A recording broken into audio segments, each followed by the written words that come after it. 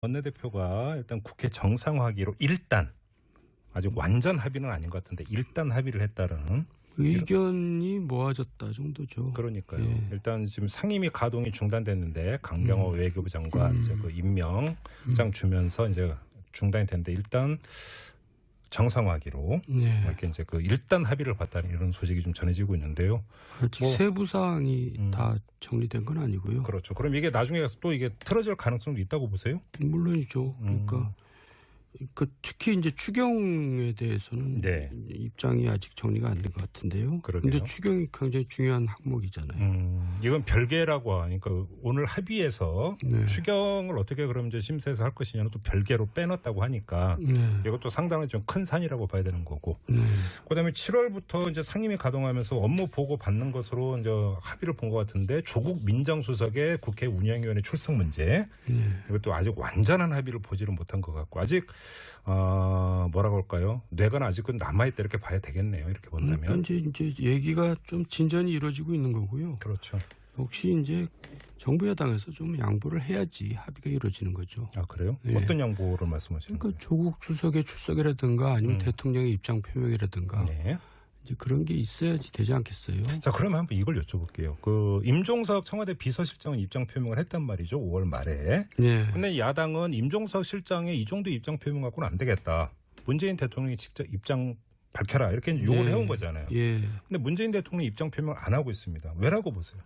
이제 청문회가 계속되니까 이제 이거 또 무슨 사고가 생기거나 어려움이 그렇죠. 닥치면 이제 또 무슨 얘기를 더 세게 얘기를 해야 될 것 같으니까 바로 그 점이죠. 예, 걱정이 돼서 그랬던 건데. 그걸 근데 이 속사정을 야당이 못 읽을 리는 없는 거 아닙니까? 그러니까 그렇게 밀어붙이는 거죠. 어떻게 해야 되는 거예요? 그러면? 그러니까 처음부터 예. 인사를 시간이 걸리더라도 한꺼번에 전체 이 명단을 예. 만들어서 내놨어야죠. 한꺼번에 일괄 발표를 했었어야 된다? 예. 근데 그거를 이제 이게 이 부분씩 조금씩 하다 보니까. 근데 그거야말로 좀 그 야당에서 양해를 해줬어야 되는 거 아니에요? 인수위가 없이 가는 건데. 아니, 이게? 어차피 전체 시간을 보면은 준비하는 시간이 뭐 걸렸겠지만은 네. 전체 명단을 가지고 그러니까 패키지를 가지고 나왔을 경우에 하고 별로 시간 차는 그렇게 저는 마찬가지라고. 아니 근데 예를 들어서 이런 이제 그 현안이 있을 거 아닙니까? 그래서 한미 간에 사드 문제가 불거졌으니까 외교 안보 라인 같은 거 빨리 먼저 짜야 된다든지 예를 들어서 이런 어떤 그 상황적 요인 때문에 그러니까 조각 명단을 일괄 발표하는 게 어려웠던 이런 현실적인 그러니까 이유도 있을 거 아닙니까? 저는 그런 이유 때문에 그랬던 거라고 같지는 않은데요. 그래요? 왜냐하면 그 내각이 뭐 뜨문뜨문했는데 꼭 그런 이유 때문에 이 급한 순서대로 한 것 같지는 않은데요. 그래요? 그러니까 그 검증을 하면서 네. 사실 검증이 어렵거든요. 내부 검증도. 제가 이제 옛날 이명박 정부 때 보면 어떤 장관은 13번째 걸렸다는 거 아니에요. 좀 얘기 좀 해주세요. 네. 검증 그렇게 어려워요? 그러니까 우리 현대사가 그랬잖아요. 그러니까 지금 인사청문회 검증의 기준이 우리의 삶하고 괴리가 큰 겁니다. 그러니까 이제 본인이 고사하기도 하고 걸리기도 해가지고 10몇 벽째 이제 비로소 걸릴 정도로 그러니까 장관 후보자가 A 부처 장관을 이제 그 지명을 하려고 했는데 검증을 하다 보니까 1번 그러니까 아웃, 2번 아웃, 3번은 거절. 뭐 이제 이런 그래서 식으로 12번까지 갔다고. 예. 그러니까 일단 빨리 나름대로 검증이 되는 대로 지금 이렇게 간 거거든요. 예. 사안이 급해서 간 게 아니라. 그러니까 이제 지나고 보니까 그걸 한꺼번에 했을 걸 그랬다라는 이제 생각이 드는 거고요. 아무튼 이 문재인 대통령 입장 표명 문제는 이제 그런 어떤 그 사정이 있고. 그다음에 또 야당이 조국 민정수석 뭐 물론 임종석 실장이라든지 조현옥 인사수석도 뭐 운영에 출석하라고 요구를 하고 있지만 누가 봐도 타깃은 조국 민정수석이던데 왜일까요? 왜 조국 수석을 겨냥을 하는 걸까요? 어쨌든 이번 정부가 소통과 개혁을 이제 기치로 내걸고 있잖아요. 예. 이제 조국 민정수석이 어떤 상징적인 그 인물이에요. 위치에 와 있어요. 그러니까 조국을 일단 꺾어놔야지 전국 주도권을 우리가 잡는다. 네. 이제 그런 뜻이 있는 것 같아요. 이제 아무래도 이제 개혁의 아이콘 비슷하게 돼 있다. 네. 그런데 운영에 출석시키면 꺾이는 겁니까? 그런 게 정치의 상징 조작, 뭐 상징 싸움이라고 보통 하거든요. 학문적으로 정치학에서. 이른바 얼룩무치기입니까 그러면? 예? 얼룩무치기라기보다 더 큰 의미가 있죠. 그래요? 그러면서 기싸움을 벌이는 거죠. 기싸움을? 예, 그 조국이라는 이제 상징 인물을 놓고. 예. 자 그러면 의원님께서 보시기에는 조국 민정수석이 운영위원회에 출석해서 업무 보고를 해야 된다고 보세요? 저는 그렇게 해야 된다고 봐요. 그래요? 왜냐하면 대통령도 저 박근혜 정부 시절에 인사 문제로 이렇게 했을 때 비슷한 얘기를 했거든요. 근데 그러니까 지금 청와대 시스템상 인사추천위원장은 비서실장이잖아요. 예. 그러면 인사 문제 때문이라고 한다면 임종석 실장을 출석시켜서 보고를 받아야 되는 거예요? 그동안에는 인사의 책임은 인사위원회는 늦게 이제 최근에 며칠 전에 만들었고요. 그 전에 강경화 문제나 그 전에 생겼기 때문에 책임은 조국한테 있는 건 맞죠. 그래요. 네. 알겠습니다. 아무튼 이 며칠간에 며칠간 아니죠, 몇 주가 되겠는데 인사청문 장국이었잖아요. 네. 근데 그러니까 저희가 한번 좀 그 주되게 좀 살펴봤으면 하는 게 여야가 공수가 바뀌었잖아요. 네. 그러니까 이제 초보 야당 아닙니까? 초보 야당. 네. 그죠? 오래간만에 야당. 그렇죠. 오랜만 야당. 9년 만에 야당. 9년 만에 야당으로서 야당에 맞는 그런 어떤 싸움의 기술이라고 할까요? 잘 행사하고 있다고 평가하세요. 몇 점 주시겠습니까? 아니 야당으로서는 이렇게 할 수밖에 없죠. 그래요? 왜냐하면 여당이 그렇게 했으니까요. 무슨 말씀이세요? 여당이 야당 때 한 만큼 하고 있는 겁니다. 그 민주당이 야당일 때 했던 것처럼 하고 있다. 그래서 이제 지난번 야당 그 성명을 보면 여당이 1년 전에 그 농림수산부 장관 임명 가지고 공격한 성명을 그대로 이름만 바꿔서 했더라고 일부러. 잠깐만. 패러디 형식으로. 그랬어요? 예. 그러니까 여당이 한 만큼 하는 거죠. 이제 그게 잘했다는 게 아니라 이제 우리 국회 수준이 그거인 겁니다. 그러니까 정권은 바뀌었는데 국회에서 벌어지는 모습은 여전한 거죠. 그리고 이제 다당제로 바뀌었으니까 국회에서 벌어지는 모습도 바뀌어야 되는데 아직 못 바뀌고 있는 거죠. 바로 그게 또 하나의 포인트는 다당제잖아요. 그러니까 양당제라고 한다면 이게 지금 환경이 달라진 거잖아요. 무슨 이야기냐면 야 3당이 있지만 원내 교섭단체 기준으로 야 3당이 있지만 그래서 그 국민의당 같은 경우가 민주당과 보조를 맞추는 순간에 다른 두 야당의 반대라고 하는 것은 그 전선 자체가 무너져 버리지 않습니까? 그래서 이제 다당제에 맞게 이제 정치의 모습이 바뀌어야 되는데 저는 협치라는 애매한 말 갖고는 안 되고 역시 연정을 해야 된다고 생각을 해요. 그래서 그렇게 보세요? 그래서 이제 쉽게 말해서 더불어민주당하고 국민당하고 연정을 해서 안정적으로 국정 운영을 이끌어 가야죠. 그러다가 또 뭐가 안 맞으면 그때 연정이 깨지는 거고 그러는 거지. 지금 사실 애매하게 사안별로 이렇게 한다는 것은 국민들을 혼란스럽게 만들고. 지금 의원님께서 말씀하시는 연정이라 하면 민주당과 국민의당의 연정을 말씀하시는 겁니다. 그렇죠. 바른정당은 아니고. 국민의당도 어떨 게는 준여당이란 말도 나오고 그랬잖아요. 그래요? 그러면 그래야지 일단 의석이 안정적으로 되죠. 그래요? 바른정당 갖고는 의석이 안정적. 근데 오히려 가만히 생각을 해보면 만약에 그 연정을 하면 사실상 이제 정치적으로 한 몸뚱이가 되는데 법적으로 이제 합당 이런 거는 별개로 그러면 예를 들어서 이제 그 다른 나머지 두 야당 자유한국당하고 바른정당이 공세를 펼 경우에는 더 경색이 될 수도 있잖아요. 사실상 양당제 비슷하게 가는 이런 결과를 빚을 수도 있는 거 아닌가요? 물론 그렇기 때문에 이제 정치가 더 선진화가 돼야 되죠. 그러니까요. 그러니까 모습이 바뀌어야 된다는 것은 우리가 과거의 모습에서 벗어나야 된다는 건데 그걸 이제 일일이 여기서 구체적으로 말하기는 뭐하고요. 어쨌든 저는 안정적으로 가기 위해서는 연정을 확실하게 해라. 그러려면은 국민의당한테 이제 내각도 일부 할애를 하고 그래야 되는 게 아니냐. 저는 장기적으로는 그렇게 될 것 같은데요. 지금 의원님께서 이런 조언을 주셨는데 이런 조언이 현실화될 가능성은 어떻게 보세요? 그러니까 이제 물밑 대화가 이제 오고 가지 않겠어요. 앞으로 이제 진짜? 정치가 진행되면서요. 아니 근데 또 이런 시나리오도 있지 않습니까? 내년 지방선거 때 지금의 이 그 추세대로라면 이 국민의당 같은 경우가 성과를 얻기가 상당히 힘든데 그래서 더욱더 그렇다는 거죠. 그래서도? 내년 지방선거를 생각하면 사실 야당들이 깝깝하거든요. 입지가 없거든요.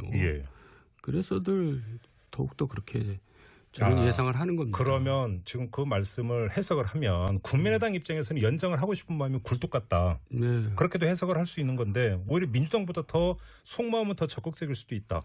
그러니까 이제 거의 다 호남 의원들이잖아요. 그렇죠. 그런데 지금 다음에 국회에서 재선될 가능성들이 희박하잖아요. 예.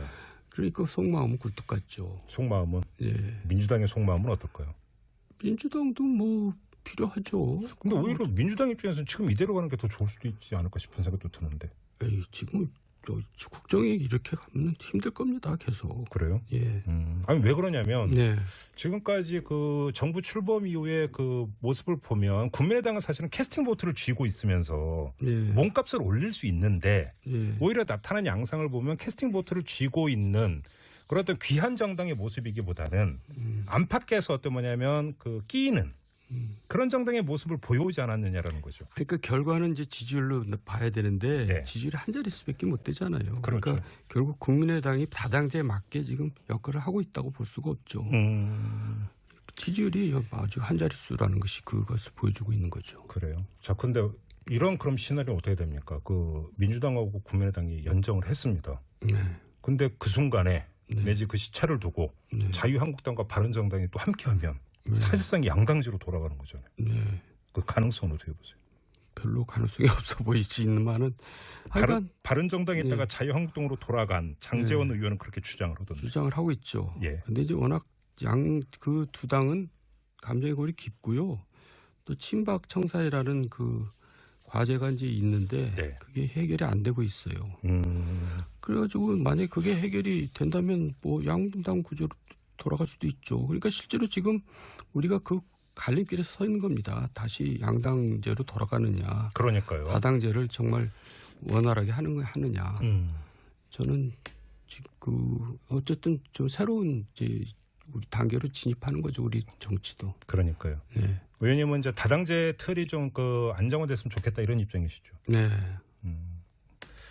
근데 이게 이제 어차피 이제 지방선거 거쳐가면서 또 그 과정에서 이제 개헌이 만약에 이루어진다면 개헌의 이제 그 선거제도까지 만약에 손보게 되느냐 이거에 따라서 얘기가 완전히 달라지는 그게 핵심이죠. 그러니까. 결국 국민들은 이제 잘 이해를 못 하시는 부분인데 네. 이제 중대선거구제로 바뀌느냐가 개헌보다 더 중요할 수도 있거든요. 그게 이제 다당제 기반이 만들어지느냐 안 만들어지느냐 예. 이거니까. 예. 이건 뭐 1년 뒤에 일이 되기 때문에 좀 봐야 될 것 같은데요. 추경 문제는 어떻게 풀어야 된다고 보세요? 야당 입장에서 어떻게 해야 된다고 생각하세요? 야당의 입장보다도요. 저는 제가 국회에 있었고 또 그 전에 공무원 시절부터 쭉 국회 일을 옆에서 본 입장에서는 국회의 주인은 야당입니다. 야당? 예, 옛날 군사 독재 정부 시절에도 결국 야당이 끌고 갔어요.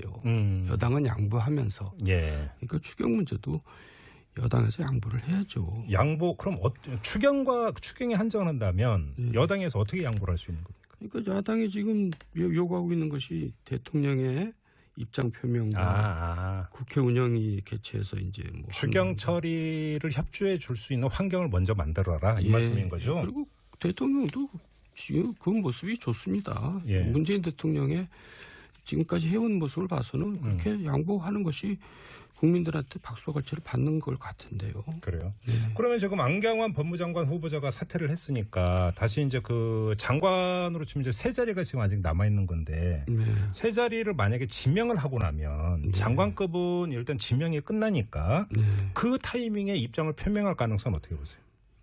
있을 것 같아요. 지금까지. 예. 그러니까 이제 지금 문재인 대통령이 지지를 많이 받고 있는 것은 그 핵심 키워드는 겸손이거든요.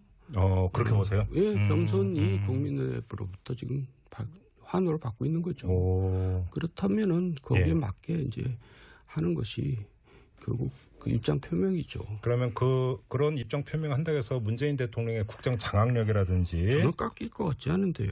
아니고? 예, 왜냐하면 명백하잖아요. 본인이 5대 조건을 내서 그렇고 그게 건립들이 된 거잖아요. 그러니까 그 문제는 본인이 풀어야죠. 알겠습니다. 예. 자. 마무리하기 전에 좀 별도로 여쭤볼. 어쩌면 근데 이제 야당이 어떤 행로를 걸어가야 되느냐라는 큰 틀에서 보면 별개가 아니라 같이 연결이 되는 건데 자유한국당에서 뭐 탄핵 비스무리한 탄핵을 암시하는 듯한 발언이 나왔으면 논란이지 않습니까? 예. 이거 어떻게 받아들여야 되는 겁니까? 좀 어처구니가 없는 거죠.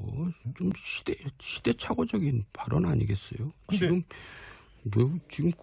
국정 지지율이 지금 80%가 왔다 갔다 하는 예. 정부한테 뭐 탄핵 얘기가 나온다는 거죠. 도대체 무슨 얘기인지. 이철호 의원은 웃자고 한 얘기라고 했다는데. 그렇다면요, 뭐 이해가 갑니다. 하지만은 예. 뭐 주사파 정권이라는 말까지도 나오잖아요. 주사파 운동권 정권이라고 홍준표 전 지사가 그것도 뭐 무슨 지금 그 시대에 맞는 얘기입니까? 지금 우리가 언제적 얘기를 지금 하고 있어요. 왜 이런 말을 한다고 생각하세요? 아니 자기 표에 도움이 된다고 생각하는 거죠. 지금 그 당내 경쟁에서. 예. 그러니까 이제 근시안적인 정치를 하는 거죠. 근시안적으로. 근시안 지난 대선 때도 그렇게 했어요. 그리고 친박들 다 사면해 줬잖아요. 근시안적이라는 게 당장의 어떤 대표 경선한테 한 표 더 얻는 데는 도움이 될지 모르겠으나 예. 자유한국당이라는 당의 진로나 본인의 정책 입지를 장기적으로 볼 때는 오히려 깎아먹는 거다 이런 말씀이세요? 그건 뭐 국민들이 다 알 것 같아요. 본인만 모르는 것 같아요. 그래요. 예. 이런 말은 사실은 보수 유권자층도 별로 호응을 안 하는 발언 그래서 아닙니까? 제가 하는 말이죠. 그러니까 당장 언론에 한 줄 나오는 게 굉장히 본인은 기쁜 것 같아요. 그 말이 맞는 겁니까? 본인 부고 기사 빼고는 뭐든지 나오는 게 낫다고. 자기가 그동안에 지방에서 잊혀져 있다가 예. 뭐 이제 언론 한마디 하면 언론에서 크게 나오면 흥분되고 그런 거 아닌가 싶어요. 지금 거기에 홍준표 전 지사가 빠져 있다고 생각하세요? 아니 옛날에 그랬었다는 거죠. 도취돼 있다. 빠져 있다. 네, 도취돼 있다. 예, 좀 그런 느낌이 들어요. 자기가 한마디면 언론에 막 왜냐하면 저도 옛날에 그런 경험이 있거든요. 그래요? 예, 제 경험에 비춰서 하는 얘기입니다. 네, 그래요? 이게 약간 중독기가 있는 겁니까 그러면? 중독기가 있어요. 그래요? 예, 그래서 언론에 기사가 안 나오면 풀이 푹 죽어 있다가 이제 기사가 나오면 갑자기 힘이 팍 생기고 뭐 그런 거 아니겠어요? 이게 그러니까 이 막말 재생산의 법칙이 바로 이거다. 네, 그 얘기가 또 이상하게 흘러갔네요. 웃으면 안 되는데. 예. 그렇죠. 알겠습니다. 자, 정도환의 직설 오늘은 이렇게 마무리를 하도록 하겠습니다. 고맙습니다. 네, 수고하셨어요. 정도환 이제 비로소 걸릴 정도로 그러니까 장관 후보자가 A 부처 장관을 이제 지명을 하려고 했는데 검증을 하다 보니까 1번 그러니까 아웃, 2번 아웃, 3번은 거절. 뭐 이제 이래서 12번까지 갔다고. 예. 그러니까 일단 빨리 나름대로 검증이 되는 대로 지금 이렇게 간 거거든요. 예. 사안이 급해서 간 게 아니라. 그러니까 이제 지나고는 보니까 그걸 한꺼번에 했을 걸 그랬다는 이제 생각이 드는 거고요. 아무튼 이 문재인 대통령 입장 표명 문제는 이제 그런 어떤 사정이 있고, 그다음에 또 야당이 조국 민정수석 뭐 물론 임종석 실장이라든지 조현옥 인사수석도 뭐 운영에 출석하라고 요구를 하고 있지만 누가 봐도 타깃은 조국 민정수석이던데 왜일까요? 왜 조국 수석을 겨냥하는 걸까요? 어쨌든 이번 정부가 소통과 개혁을 이제 기치로 내걸고 있잖아요. 예. 이제 조국 민정수석이 어떤 상징적인 그 인물이에요. 위치에 와 있어요. 그러니까 조국을 일단 꺾어놔야지 전국 주도권을 우리가 잡는다. 네. 이제 그런 뜻이 있는 것 같아요. 이제 아무래도 이제 개혁의 아이콘 비슷하게 돼 있다. 네. 그런데 원내대표가 일단 국회 정상화하기로 일단 아직 완전 합의는 아닌 것 같은데 일단 합의를 했다는 의견이 모아졌다 정도죠. 그러니까요. 일단 지금 상임위 가동이 중단됐는데 강경호 외교부 장관 이제 그 임명장 주면서 이제 중단이 됐는데 일단 정상화하기로 이렇게 이제 일단 합의를 봤다는 이런 소식이 좀 전해지고 있는데요. 아직 세부 사항이 다 정리된 건 아니고요. 그렇죠. 그럼 이게 나중에 가서 또 이게 틀어질 가능성도 있다고 보세요? 물론이죠. 그러니까 특히 이제 추경에 대해서는 입장이 아직 정리가 안 된 것 같은데요. 그런데 추경이 굉장히 중요한 항목이잖아요. 이건 별개라고 하니까 오늘 합의해서 추경을 어떻게 그럼 이제 심사해서 할 것이냐는 또 별개로 빼놨다고 하니까 이것도 상당히 좀 큰 산이라고 봐야 되는 거고. 그다음에 7월부터 이제 상임위 가동하면서 업무 보고 받는 것으로 이제 합의를 본 것 같은데 조국 민정수석의 국회 운영위원회 출석 문제 이것도 아직 완전한 합의를 보지를 못한 것 같고 아직 뭐라고 할까요? 뇌가 아직은 남아있다 이렇게 봐야 되겠네요. 이렇게 본다면. 그러니까 이제 얘기가 좀 진전이 이루어지고 있는 거고요. 그렇죠. 역시 이제 정부 여당에서 좀 양보. 왜 운영에 출석시키면 꺾이는 겁니까? 그런 게 정치의 상징 조작, 뭐 상징 싸움이라고 보통 하거든요. 학문적으로 정치학에서. 이른바 얼룩무치기입니까 그러면? 예? 얼룩? 얼룩 묻히기라기보다 더 큰 의미가 있죠. 그래요? 그러면서 기싸움을 벌이는 거죠. 기싸움을? 예, 그것을 조국이라는 이제 상징 인물을 놓고. 예. 자, 그러면 의원님께서 보시기에는 조국 민정수석이 운영위원회에 출석해서 업무 보고를 해야 된다고 보세요? 저는 그렇게 해야 된다고 봐요. 그래요? 왜냐하면 대통령도 저 박근혜 정부 시절에 인사 문제로 이렇게 했을 때 비슷한 얘기를 했거든요. 근데 그러니까 지금 청와대 시스템상 인사추천위원장은 비서실장이잖아요.